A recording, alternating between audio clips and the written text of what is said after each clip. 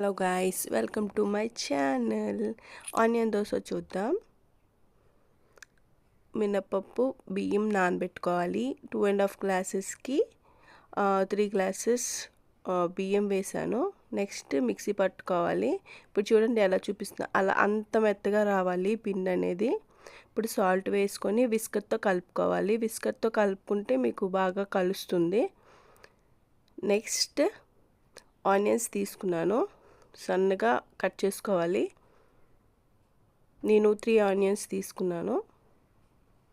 Next dosa వేసి దానిపై oil spread చేసి ఆనియన్స్ వేసి లైట్గా జీలకర్ర వేసుకోవాలి. బాగా గోల్డెన్ కలర్ వచ్చాక తీసుకొని సర్వ్ చేసుకోవడమే. నెక్స్ట్ ఇంకోటి కూడా చూపిస్తున్నాను చూడండి, సేమ్ అలాగే గోల్డెన్ కలర్ వచ్చాక సర్వ్ చేసుకోవడమే. Thank you. Please subscribe.